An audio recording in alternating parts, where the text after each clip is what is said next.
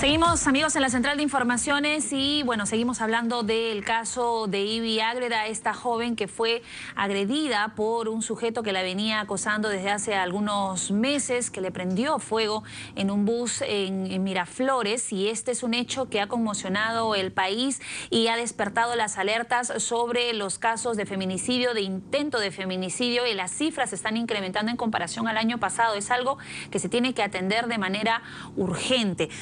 Vamos a hablar ahora con el decano del Colegio de Psicólogos de Lima, el doctor Elmer Salas, para un poco analizar el perfil, el comportamiento de un agresor, de un feminicida. ¿Cómo está? Bienvenido. Buenas tardes. ¿Cómo está? Muy buenas tardes. Bueno, su primera impresión desde su experiencia respecto a la actitud, al comportamiento y al desenlace de esta historia que empezó con una amistad, con un compañerismo, con un amigo de trabajo, que por ahí fijó sus ojos en esta joven, que puede ocurrir en cualquier ambiente de trabajo, pero que desencadenó un acto de violencia terrible. Bueno, es lamentable lo que le ha ocurrido a esta señorita. Pero en un entorno laboral o en cualquier otro entorno en el cual nos desenvolvemos, nosotros podemos ir identificando algunos comportamientos de algunos compañeros de trabajo, podemos identificar algunos comportamientos que no son normales. El agresor sexual,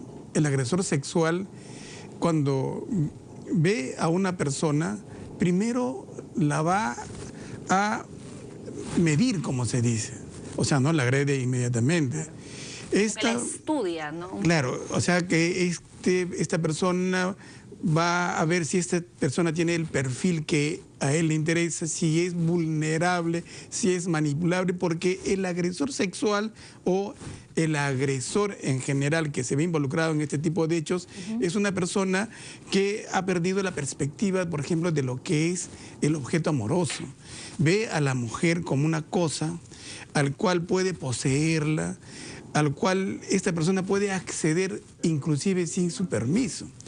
Y cuando es rechazado, como tiene bajos niveles de frustración, no acepta y agrede. Esta persona es una persona, si de ser cierto todo lo que dicen las investigaciones, es una persona que ha planificado este hecho. Es decir, si Ivy hubiese adoptado un comportamiento distinto ante este acoso, él hubiera, digamos, lo hubiera dejado tranquila.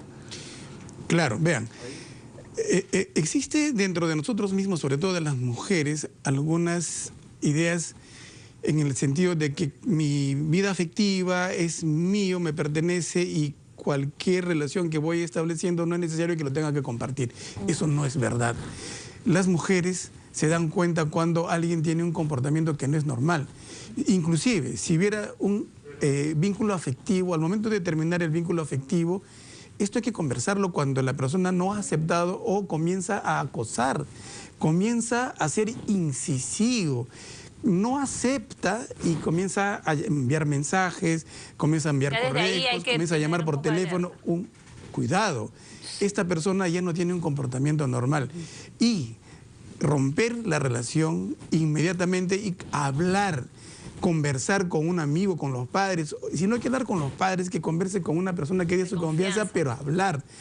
Estamos viendo que cuando las personas han identificado de repente un agresor y no hablan, muchas veces llegamos a extremos en los cuales la persona inclusive puede ser agredido hasta la muerte, ¿no? Entonces, hablar no cuesta, y expresar la inseguridad que tenemos cuando una persona está siendo muy invasivo, entonces eso es un mecanismo de contención.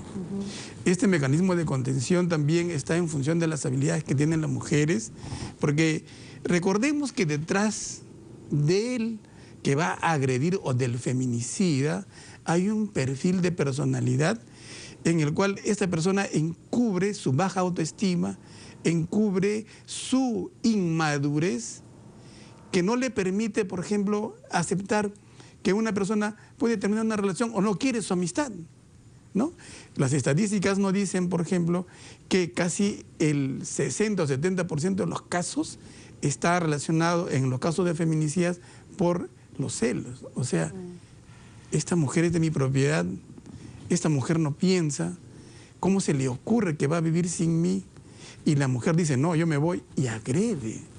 Son hechos que nos van ilustrando un poco en el sentido de que si bien es cierto, hay un perfil único, puede el feminicida, muchas veces las personas pierden el control, pero la mujer sí tiene ya alertas y puede ir identificando ciertos comportamientos.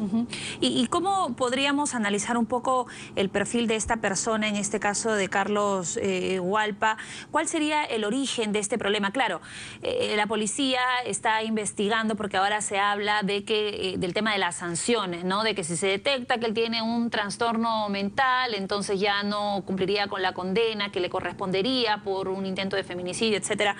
Y se habla sobre un trastorno mental, se habla sobre un problema de personalidad. En este caso, ¿cómo podríamos analizar finalmente el comportamiento de esta persona? Se dice que todo tiene un origen, ¿no? En ese sentido, tendría que ver con lo que él ha podido pasar en su infancia, en su vida personal, en su vida familiar. Vea, definitivamente en este caso no hay un problema de psicopatología o de enfermedad mental. Lo que sí se puede apreciar claramente de que es un problema en la personalidad del sujeto. Nosotros podemos apreciar en esta persona que, como vuelvo a decir, si esta persona ha sido un compañero de trabajo y si esta persona ha tenido acceso a la persona que ha sido quemada, ha sufrido de repente una alteración en el pensamiento. Fíjese, es muy probable que este señor haya estado enamorado de la chica. El enamoramiento genera algunas alteraciones como la obsesión. Genera algunas alteraciones en el pensamiento como que no puedo vivir sin ti.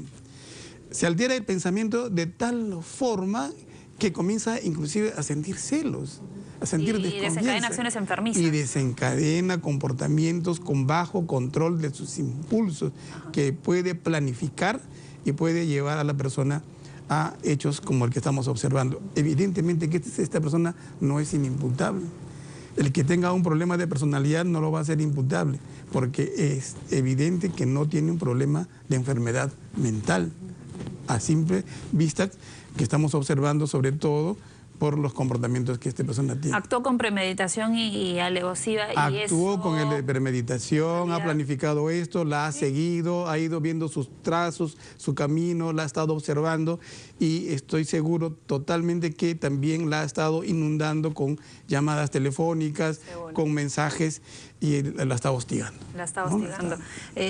Lo lamentable es que, bueno, no conocemos bien a Ivy, efectivamente, conocemos la versión de la hermana, pero aparentemente ella era una persona bastante tranquila, sumisa, y solamente pudo manifestarle su temor a su hermana, que es una persona de confianza, y a su madre, contándole un poco, quizás como para no preocuparla tanto, pero no tuvo, digamos, la fortaleza para poder entablar una denuncia. Ella pensaba que jamás imaginó que esto podía llegar a mayores, y por lo que sí optó es comunicarle a su jefe para que de alguna manera pudiera cambiarla de lugar de trabajo. Ahora, vamos a un poco analizar sobre este tipo de comportamientos que desencadenan muchas personas. Esto cuando de pronto sienten que quieren actuar con violencia, de pronto empiezan a desencadenar hechos como estos, la obsesión que los lleva a actuar de forma violenta, que después cuando entran en sí dicen no debía hacer esto, no debí pegarle, no debí gritarle, no debí avergonzarla delante de la gente.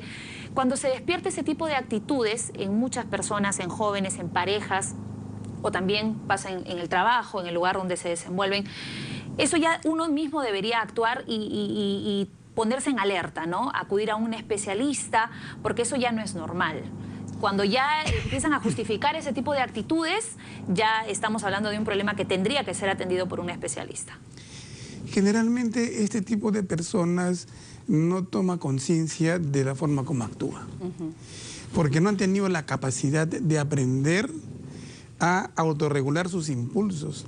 Y en esto tiene mucho que ver el modo como los padres manejan la frustración de los hijos, el modo como los padres van autorregulando los impulsos de sus hijos.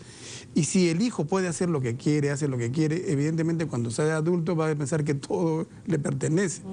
Entonces, acá tenemos que repensar un poco la forma como estamos actuando con nuestros hijos y también cómo la educación está llegando a nuestros jóvenes, porque ese es el resultado de todo un proceso. Y estamos llegando a extremos, como hemos visto en otras sociedades, y esto no es nada bueno para nuestra sociedad. La persona, por ejemplo, yo que me doy cuenta que no puedo aceptar una pérdida amorosa, que no puedo controlar mis impulsos, que la gente me dice, oye, estás muy agresivo, estás muy impulsivo, ¿qué te pasa? Iracundo. Entonces inmediatamente hay que pensar, ¿no? De repente que algo estoy haciendo mal. Pero esto no es lo común en este tipo de personas, ¿no? De alguna manera las familias se dan cuenta. Nosotros nos damos cuenta cuando nuestra familia está siendo diferente, está intolerante, está siendo muy manipulador, está siendo muy hostil, no acepta ninguna recomendación y siempre piensa que tiene la razón o algo está pasando con él, porque no era así. Y si en el otro lado yo como mujer siento que algo o alguien está hostilizándome, hostigándome, le aviso a mi mamá o le aviso a mi hermana y no es suficiente, entonces el grado de vulnerabilidad aumenta y para eso están las instituciones y podemos recurrir a la institución policial, la institución, está la fiscalía y está el sistema un poco para protegernos, ¿no? Ahora, para cerrar ya, doctor, en el caso de esta jovencita de Ivy, ahorita los esfuerzos se están centrando en salvarle la vida. Ella va a tener que pasar por más de 10 intervenciones quirúrgicas.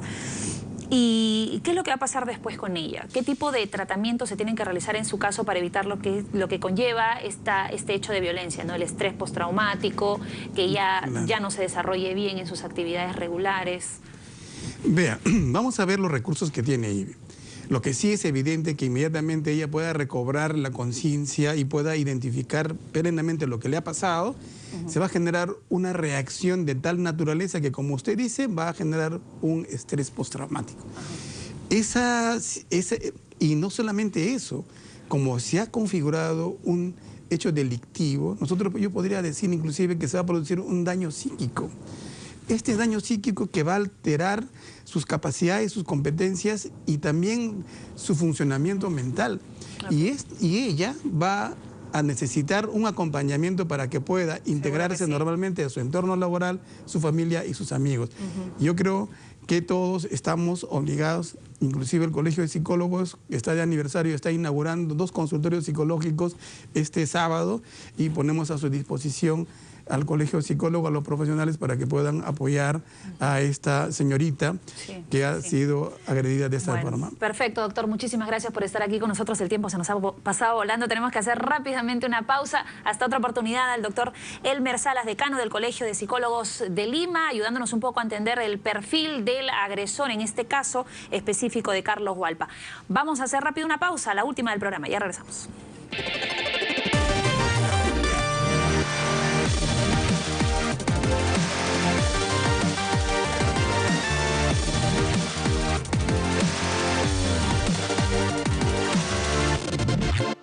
Una idea es una luz que guía el camino hacia un objetivo.